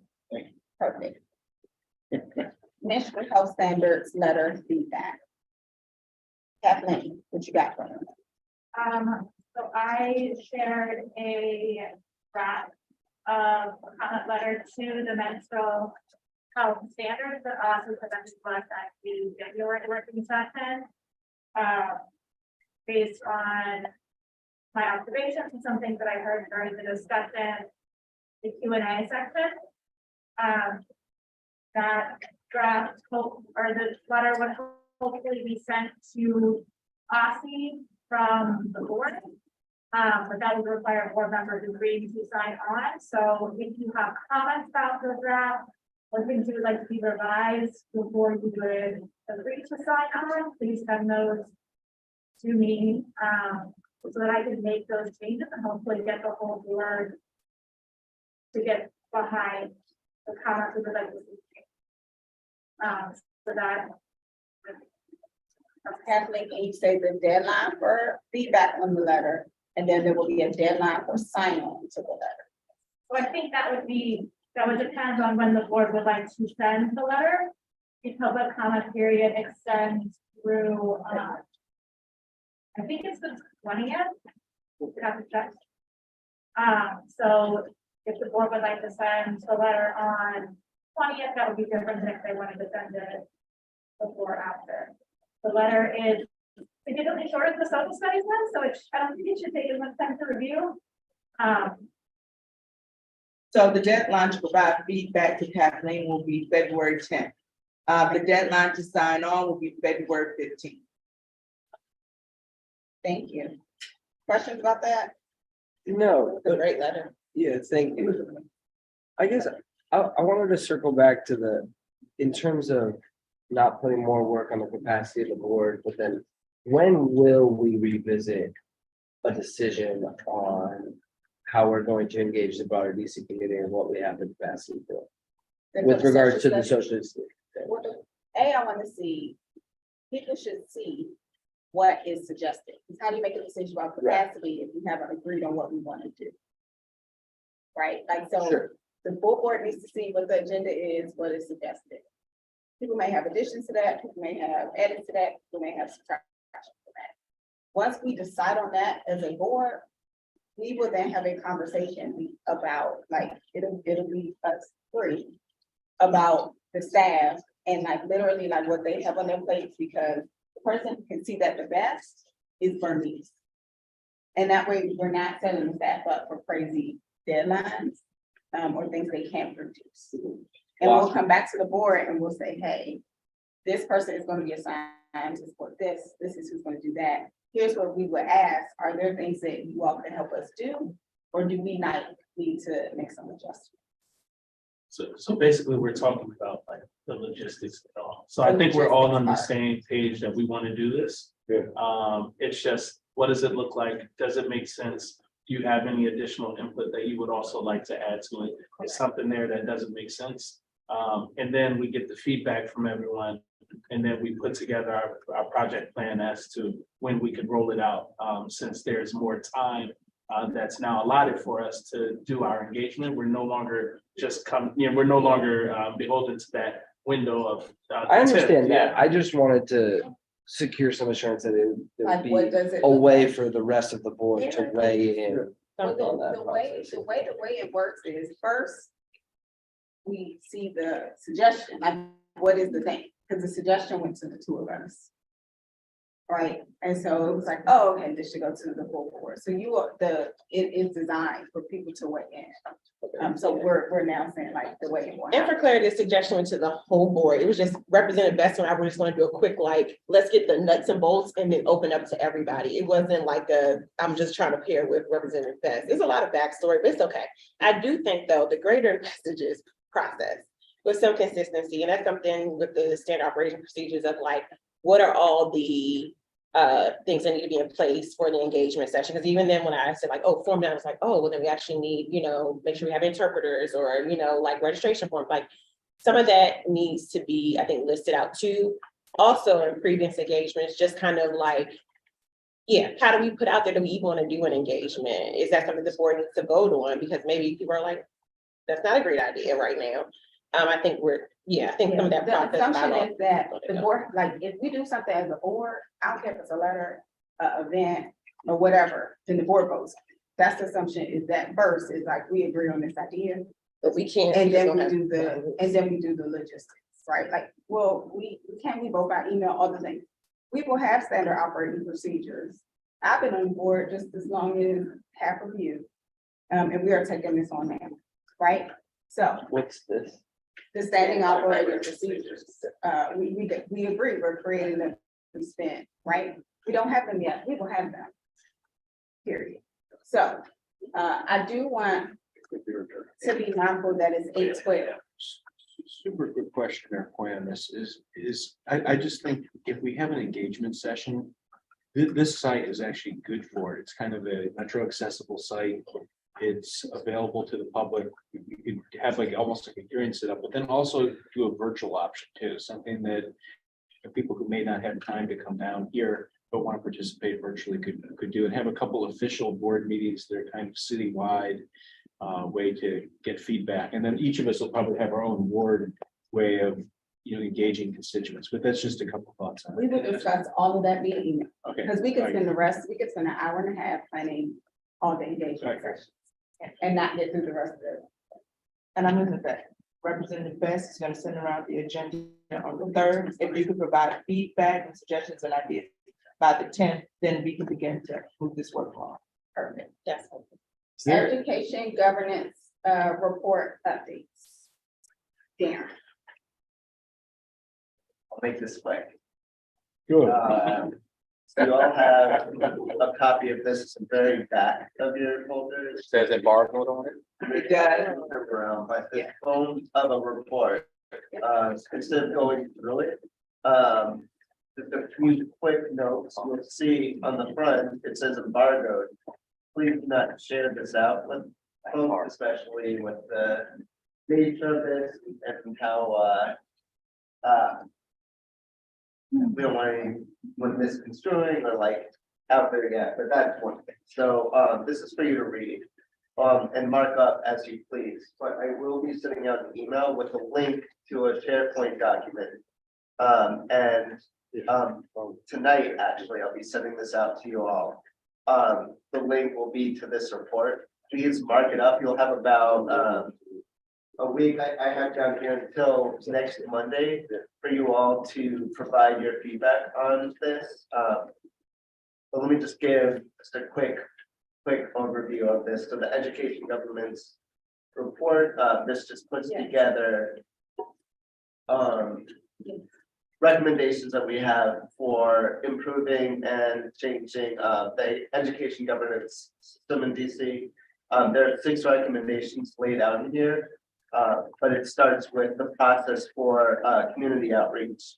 How we gathered that information. You'll see a few charts in here that just lays out who we heard from, some key highlights from them, the process around gathering information, and then it goes right into the 6 recommendations. Broken out by how like the feasibility of implementation for each of those recommendations, from easy to modest to challenging. You'll see in that report, a score was used to come up with that score. But how the recommendations are arranged is slightly different from, if you remember, I mentioned this, I think in the January working session, a resolution went out on the recommendations. So it says recommendation number 1, do this, this, and this. These recommendations are slightly in a different order, this time based on how easy or challenging it would be to implement. So that's one major thing I wanted to share out with you. And then it just kind of goes into, in paragraph form, 3 exploratory topics that you can read about, and then it closes out. What I really like, and I wanted to give some shout outs before moving on, but what I really liked and a lot of feedback I got was Morelia, our policy fellow, really helped out with this, not just in terms of from the parts of this, but also feedback. Bernice had great feedback about really embedding and really shining through and sandwiching from the introduction and the executive summary all the way to the conclusion. This is built on public input. I know a lot of us have been talking about engaging the public this evening. And this really shines through. That really should be not just shared with the DC Council when this is done and finalized, but also shared out with the public in a very public way. And so I've been working with Valio to come up with a community communications plan around this. So while you're reviewing this, we'll continue the planning out the communications piece once this drops at the end of February. And what's the other thing I wanted to mention? So again, I'm gonna email all of you the next step for this, the timeline for this. I think we're still on track for the end of February to drop this. I'm gonna drop this, I'm gonna share this with you.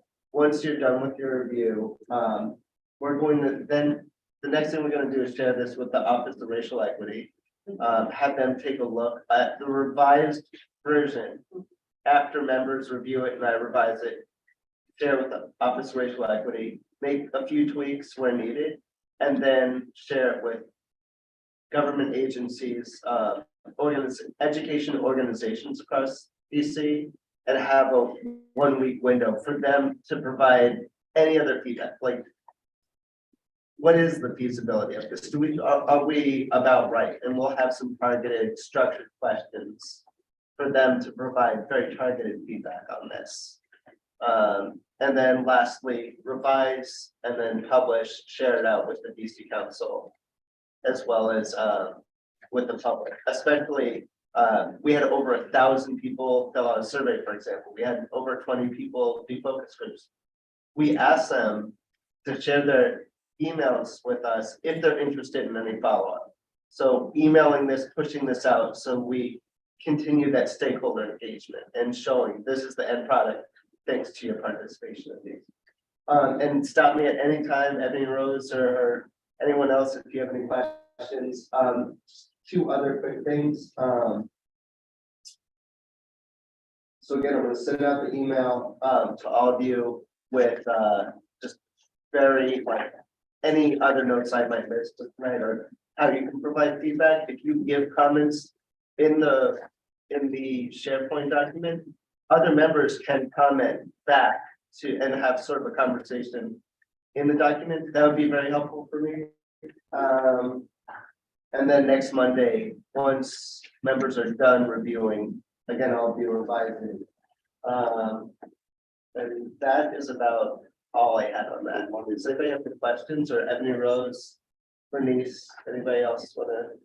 And just, he keeps saying next Monday, and so what he would like me to do is February 6th. So that's gives you the clear date. We will send out an email with all of these dates to you tomorrow as a summary of tonight's work, so that you know when they are, and make sure that we reattach pertinent documents. But when he says next Monday, we need February 6th. I just want to say, for all my colleagues, hopefully we can maintain the integrity of this embargo, because I know we all have friends.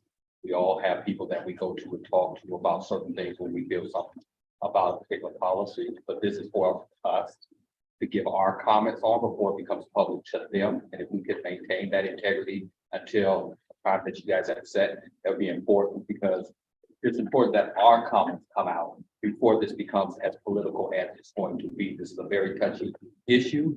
And I hopefully we can just maintain that integrity until we put it out on the timetable that they have. I would say the other reason is embargo, 2 things. One is this is not final. And so I don't want somebody reading something thinking it's final. It's not final because many of you have not sent the comment. It's not final because, of course, like we haven't voted on it. We'll lay out the whole process around the voting on it. It's also not final because we haven't gotten the feedback from the agencies affected or that could be affected or implicated. Right. So that it is not, it is more than draft, right? So want to be super upfront about that. Yes.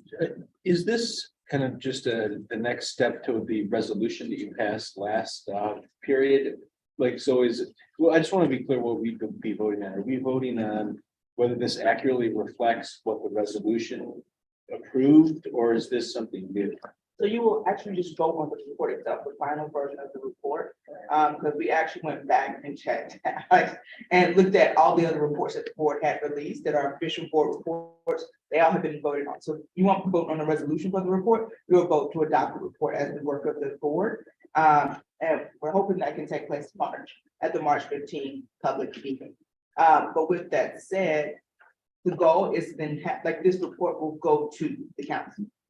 So I guess my question would be, are we voting on that this accurately reflects what was voted on last time, or is there, we voting on these policies, whether we substantively agree with them up or down? Like, what is this vote Oh, on? that Is is it, a question. is it like just that this reflects what was already done? Yeah, I would say, the report reflects what was already voted on, but it is fleshed, to the bottom. So like, are these the right things that within that should be considered? So for example, and I'm not gonna make, I'm gonna make it up, so that way I'm not assigning anyone's thoughts, right? So for example, if you are someone who, does not agree with the state board appointing the superintendent, there is a section in here around concerns. Are the concerns, like, are like the pros and cons, like if you did a chart like that, are those things accurately reflected? Like, is this full thinking, as far as the representation, I mean, the resolution as it's voted on? We're not going to, we had to vote in the resolution because we are a public body before we can issue a report. We also, as is the report for the board, have to vote on a report, just like we vote on our annual report, which is not of the same consequence, but we vote on things that they. And then what you will see here, particularly the word that Dr. Fleischer put in around understanding because one thing the resolution does, it just tells you what they are. Yeah. There is a lot of work around what the context is or the environment around each one. And so each recommendation from the resolution is flushed out to its own page of things. From like the context to the environment, possible, like all those different scenarios that you could think about, each one of those main six. And we wanted to do that because and he wanted, when it's even as far as to provide examples of what success would look like. So like some of the feedback that we've given internally, I don't think this is a good example for X, Y, and Z reason. So he changed the example. But we're looking for substantive things like that are really go like this. If there's one in there about great weight, we are not, nor have we been ANC commissioners, but there are people who have. So if the example that's there doesn't fully represent what that means, we want your feedback and your engagement to tell us that, and your perspective. And so we just didn't want to assume that based on our own knowledge, that this was it. That we really wanted to lean on the collective expertise of you all who have been participating in this work, who also have your own individual expertise that you bring and your point of reference to say, okay, this wouldn't convince me, or did you not clearly represent community voice? Like, to be really honest, to push us to think, how do we make this the best report that we then transmit over to the council as the official work of the board? You raised some questions about implementation and what, this is our best thinking about what is feasible, but we want also your best thinking. So if we have a blind spot or that we missed something, this is an opportunity to put that in, because this report will also represent you. Knowing that this will really truly represent how the conversation goes forward after it is given, after it's voted on and given to other people, other entities, the council. This will represent our thoughts, what we heard from constituencies, our ideals behind those recommendations. This will truly start those conversations with those other entities that probably have a lot to say or affect or vote on those particular things. So you wanted to reflect what you heard and what you think. The last thing I would point people to is there is still an education governance website up on the State Board of Ed page. If you will see in the report that the recommendations are linked to takeaways. So all of the work that was done to get there, like what people said in the focus groups, what people said in the survey, like all of that is, so if you want that as background as to what people in the city said, it's very helpful. Because we also don't want to miss or glaze over in any way what people said. If there's a need, I mean, and it is a full report, like, so we could do a section on like things that came up from members, right? Like we can talk about like if there are other things we need to add as far as the structure of this. Please give feedback as to that, but this is the structure as we know, that's why we go. And if you just don't agree with whether something is organized, tell us that too, because we even did some of that changing when we were going through like our internal letters. We will not have hurt feelings because we want the best work to come out. Correct. Also, in the shared document, you'll see links. Some of those links are to past board governance committee discussions to provide even further context. That's great. That part's great. So like the special meeting in December. we're trying to do our best to put everything in place to bring you up, so you know what. And you can tell us what else needs to be there. So, I'm gonna keep moving us along. Healthy school facilities panel. I'm gonna turn to Alex. So at the February 15th public meeting, there will be a panel on safe, healthy, and environmentally appropriate schools. It was the panel that was supposed to happen in January, but due to some unforeseen circumstances, some of the panels dropped. At this time, we have 6 people who have confirmed their availability and their interest. And so I wanted to float those names amongst all of you to see who you all might like to hear from the most as we think about what 3 to 4 folks would be the most appropriate to sit. And also as we think about like, what do you hope, not just what you hope to get out of it, but like what the questions or the theme of the panel could be. And so at this time we have Roxanne Amaya Fuentes. She is from the Children's Environmental Health Network. One of their goals as a national nonprofit is really just to ensure that spaces are environmentally safe for children beyond just schools, I believe. Megan Blanco, she is the Director of Safe and Healthy Schools at NASB. And she is the one who has actually helped to kind of oversee, shepherd this work amongst a lot of the state boards. We felt that it might be a good opportunity for her to speak to the work at like a national context amongst state boards. Mary Filardo, she is DC based. She's part of the 21st Century School Fund, the executive director. She is also a member of our DC team. Sophia Ibrahim, she's a student at Jackson Reed High School. And Lee and China likely know this, but I think at the last SAC meeting, right? Or was it 2 SAC meetings ago now? No, it was the last, I think it was the last meeting. The last SAC meeting, she spoke on some facility issues that she was seeing at Jackson Reed. And so we thought it might be a great idea to elevate her voice and bring that into the discussion. Rodney McDaniel, he is a custodial foreman at Powell Elementary School. He was actually the DCPS standing ovation staff member of the year last year. And so again, I think he could bring in an interesting perspective from like a facilities management standpoint. And then you all have already heard from this individual, but the public could further benefit from it. Jen Comey from the Deputy Mayor's Office did say that she would be available and willing to come and present to the board and talk to the board again. She did make reference to a slightly updated and different presentation, though I do imagine some of the content would be familiar and similar. So those are the 6 people. I think ideally, if we could get to 3 or 4, that would probably make for a better kind of panel. And so I don't know if folks have thoughts or ideas at this time. 4 people is about, yes. Thank you. Thank you, Al. My thought process is, I love that we have these panelists that are very concerned about what a healthy facility looks like, but there's nobody there to explain kind of how the process currently works and why it's broken or anything like that. We have no one from DGS specifically. Is there a rationale behind that? Did they not respond to us? Did we not reach out to them? Just trying to figure that out, because as I get asked questions about facilities, it's always something where I have to contact somebody in DGS or something like that to that extent. So I was kind of wondering what was the thought process. We don't have anybody on the panel that can kind of, from that side of the house, that actually executes work orders and things like that on the panel. So yeah, we did not reach out to DGS actively. I will note though, that DGS had a very robust hearing in front of council on that very topic. And so, but we personally did not reach out to anybody at DGS. And I can't recall, but I do think in the past we have tried to reach out to DGS on issues and they don't always want to come. Well, we reached out, when we were assembling the committee, we reached out to the council committee, but they were changing over.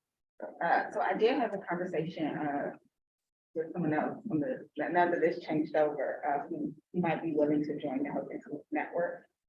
As far as since the council oversight of that, I don't think we have extended a specific invitation to DGS. I think the other part is like, there's a question around, we were trying to cover like the both sectors with the actual work of the, like the committee, but we are getting a little large on the network team though, but we could. And I don't know if people have a recommendation on who that would be, like who would be able to, part of it is like when we talk to different agencies, like the deputy mayor said, Jen is the first person, and I trust her to like speak for you, right? So that's the other piece of that. And I would also say, you know, as you said that when you're looking at the panelists, really think about what do you want to come through. So like, it's the goal of the panel for folks to think about and to share about what they envision a healthy education and appropriate environment would be.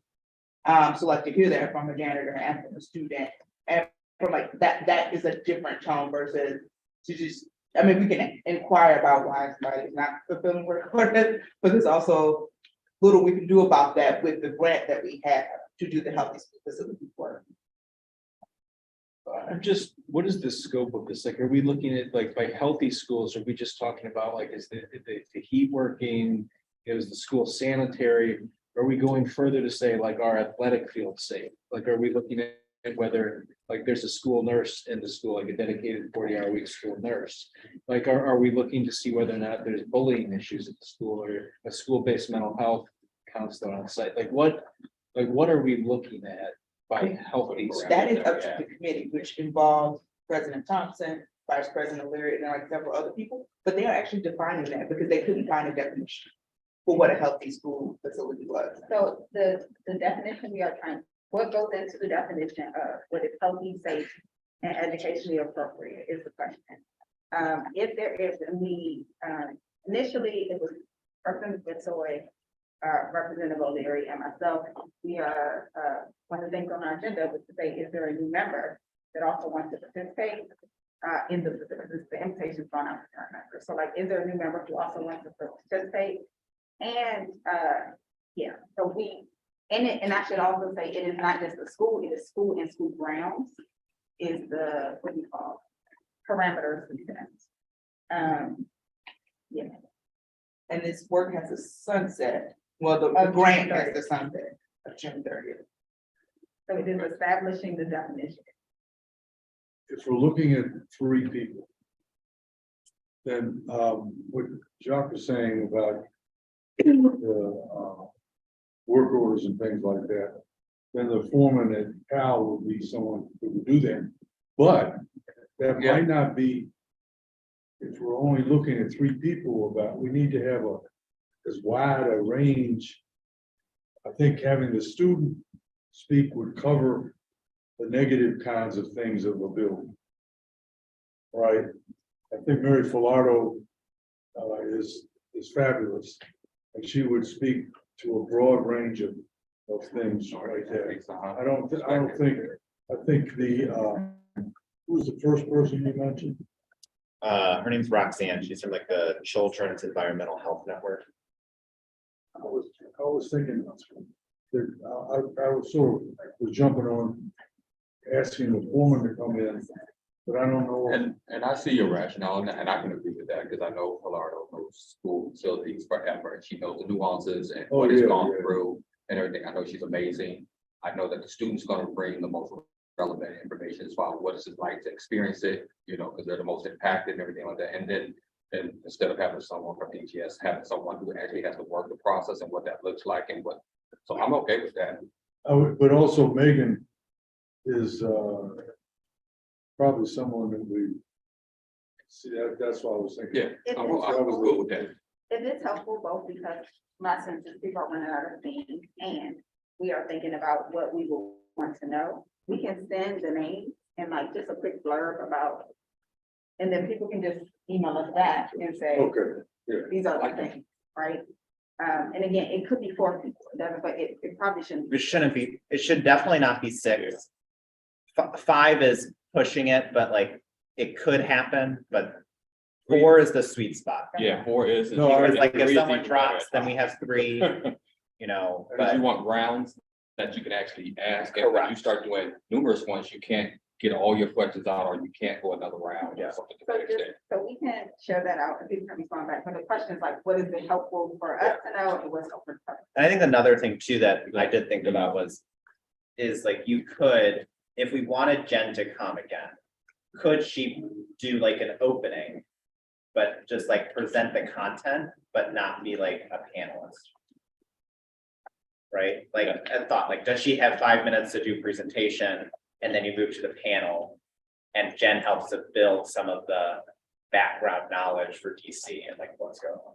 Just a thought. I wanna go to lead, I Sorry. wanna then go to the last two things and then I wanna go home. In order to do some email, I just want to put my hat in the ring for Sophia, because she is part of SIC and we're going to talk about healthy school facilities more in our next meeting, because that's something that a lot of the committee members have wanted to talk about. And so she can give testimony, that's her testimony, and also, you know, relay some of the things that we have. And I'll just say this now. Me and the other student reps are going to be a lot better about connecting students to their respective representatives for their awards when they bring up issues of healthy facilities. We've already started doing that, like sharing representatives' emails, but clearly that's not working. It's a little intimidating to reach out sometimes. We're gonna do a little bit better of connecting y'all via emails, just being like, hey, this is such and such, here's your representative. So just be like on the lookout for that, especially in concerns of facilities. I know that's not necessarily in the state board's purview, but I know students would feel better if they had a state board rep to tie those issues to. So just be on the lookout for those in the coming weeks. Thank you. All right. Last two things. Ceremonial resolution honoring the retirement and leadership of Dr. Lily. Yeah. Representative Lee, you want to show our way? Sure, good to share. I wrote a resolution honoring one of our grade Ward 8 principals. Alex Ju supported in cleaning it up, and hoping that you all will support in favor of recognizing his over 31 years of leadership in DCPS. Thank you. And not only was he the principal, but he was also the director of athletics for BCIAA. Alex found that information. Did you find it, or did Fraser do it? Alex found that information, so he did add that. And he was also a fabulous basketball player when he was in high school. You didn't coach it? I didn't coach him, I coached against him. Okay. All right. Last resolution. This is a state resolution. That will be 23-1. This is on the committee appointment. And that is, you know, isolated to admin committee and ad hoc and bylaws. So at our public meeting, we will have a resolution that adopt members of the admin committee and also appoint members to a bylaw committee. We will. Yeah, so that's the resolution we will pass. To that meeting. All right, if there is no further of your questions I have one thing I want to raise, but is there anything else? about the resolution? Oh, but what's the thing? We're at the end, right? So new business, just last thing. Yeah, but I asked for all the business. Come on. Sorry, thank you. No, and I heard none. Okay. All right, so there was in Pennsylvania this last week, a lot of pushback against students organizing a queer prom. And Representative Bernstein and I have been working on convening one for DC. And I think it would have a lot more legitimacy if it were done with symbolic support of the Board of Ed, even without, it's not part of our statutory roles and responsibilities.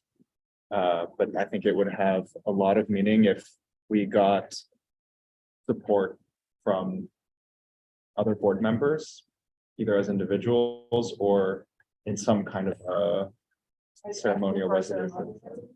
So I'm asking for either individuals who want to get involved and help us plan it. We found 2 locations that are willing to sponsor us. And so individuals who want to get involved and want to open this conversation about whether or not it's appropriate for us to have a ceremonial resolution.